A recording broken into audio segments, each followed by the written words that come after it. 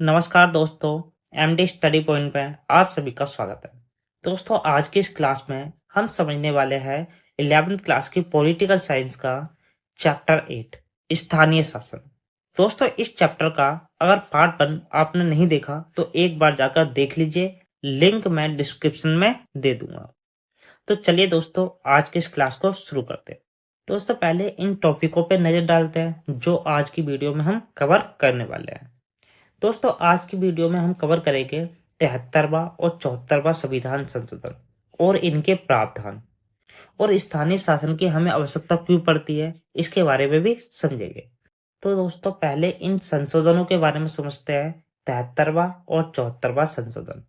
दोस्तों, भारत सरकार ने 1992 में भारतीय संसद में 2 संशोधन पारित किए थे, 73वां और 74वां संशोधन।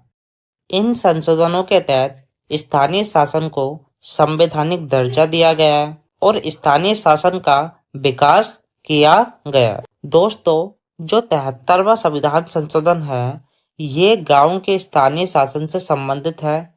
जो गांव में स्थानीय शासन चल रहा है उससे संबंधित है। और 74वां संविधान संशोधन शहर के स्थानीय शासन से संबंधित है। शहर में जो स्थानीय शासन है, जो निगम पार्षद होते हैं, इनसे संबंधित है। इन संशोधनों को 1992 में संसद में पारित किया गया था, लेकिन 24 अप्रैल 1993 को इन संशोधनों को लागू कर दिया गया था। दोस्तों, अब 73वां संविधान संशोधन के प्रावधानों को देखते हैं। दोस्तों, यह संशोधन गांव के स्थानीय शासन से संबंधित था। इस संशोधन में गांव के स्थानीय शासन को 3 स्तरों पर बांटा गया था। सबसे निचला स्तर था ग्राम पंचायत। इसमें एक या कई सारे गांव शामिल होते हैं। दूसरे स्थान या मध्य स्तर पर प्रखंड या तालुका को रखा गया है। इसमें कई सारे गांवों की पंचायतों को शामिल किया जाता है। और सबसे ऊपर है जिला पंचायत। एक जिले के अंतर्गत आने वाली सभी पंचायतों की निगरानी करने का काम जिला पंचायत का होता है। तो दोस्तों, इस प्रकार से गांव के स्थानीय शासन को 3 स्तरों पर बांटा गया था 73वां संविधान संशोधन के तहत। दोस्तों, अब इनके कार्यकाल के बारे में समझते हैं। 73वें संविधान संशोधन के द्वारा गांव के स्थानीय शासन का कार्यकाल 5 वर्ष निर्धारित कर दिया गया था। दोस्तों, जो गांव की स्थानीय शासन होता है, जिसमें सरपंच, मुखिया वगैरह आते हैं, इनका कार्यकाल 5 वर्ष निर्धारित कर दिया गया था और कहा गया था हर 5 वर्ष बाद इनका चुनाव कराया जाएगा जनता के द्वारा। स्थानीय शासन के चुनाव के लिए राज्य चुनाव आयुक्त की स्थापना की गई थी, जिसका काम था कि हर 5 वर्ष बाद स्थानीय शासन के चुनाव कराए जाए। यदि किसी कारणवश 5 वर्षों से पहले स्थानीय शासन भंग हो जाता है तो दोस्तों, इस स्थिति में 6 महीने के अंदर चुनाव कराना अनिवार्य होगा। दोस्तों, क्या होता है, स्थानीय शासन किसी कारणवश अगर भंग हो जाता है, जैसे सरपंच वगैरह की मृत्यु वगैरह हो जाती है, तो उसके चुनाव 6 महीने के अंतर्गत कराना अनिवार्य है। 73वां संविधान संशोधन के तहत स्थानीय शासन के कार्य निश्चित कर दिए गए थे। इस संशोधन के द्वारा संविधान में 11वीं अनुसूची शामिल की गई थी और उसमें 29 विषय शामिल किए गए थे, जिन विषयों को स्थानीय शासन को सौंप दिए गए थे। दोस्तों, 73वां संविधान संशोधन के द्वारा आरक्षण का प्रावधान भी किया गया था।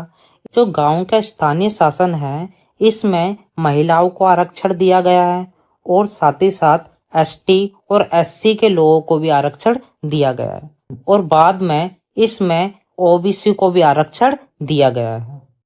इस संशोधन के तहत राज्य वित्त आयोग की भी स्थापना की गई थी और इसका उद्देश्य है पंचायती राज संस्थाओं और शहरी निकायों को वित्तीय रूप से सशक्त बनाना। अब हर 5 साल बाद राज्य वित्त आयोग की स्थापना हर राज्य में राज्यपाल के द्वारा 5 वर्ष के लिए की जाती है। ये सभी प्रावधान भारतीय संविधान में 73वें संविधान संशोधन के तहत जोड़े गए थे। अब 74वें संविधान संशोधन के बारे में समझते हैं। दोस्तों, 74वां संविधान संशोधन नगर के स्थानीय शासन से संबंधित था। इसके तहत नगर के स्थानीय शासन का विकास किया गया था और उसे संवैधानिक दर्जा प्रदान किया गया था। 74वें संविधान संशोधन के द्वारा नगर के स्थानीय शासन को भी 3 स्तरों पर बांटा गया था। नगर पंचायत, जो शहर की सबसे निचली स्तर की पंचायत होती है, इसके अंतर्गत जो कस्बे होते हैं उन्हें शामिल किया जाता है। इसके बाद है नगर पालिका। दोस्तों, नगर पालिका मध्य स्तर का निकाय है। इसमें वे नगर आते हैं जिनकी जनसंख्या 20,000 से 5 लाख तक की होती है। वे सभी क्षेत्र नगर पालिका के अंतर्गत आते हैं। और सबसे बड़ी होती है नगर निगम। दोस्तों, नगर निगम में वे सभी क्षेत्र आते हैं जिनकी जनसंख्या 5 लाख से ज्यादा होती है। तो दोस्तों, इस प्रकार से नगर के स्थानीय शासन को भी 3 स्तरों पर बांटा गया था।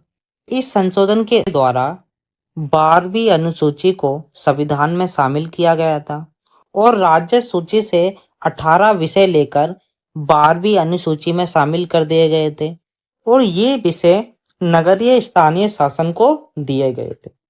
तो इस संशोधन के तहत नगर के स्थानीय शासन का कार्यकाल 5 वर्ष के लिए निर्धारित कर दिया गया था और कहा गया था कि नगर का स्थानीय शासन है, इसके चुनाव जनता के द्वारा हर 5 साल बाद कराए जाएंगे।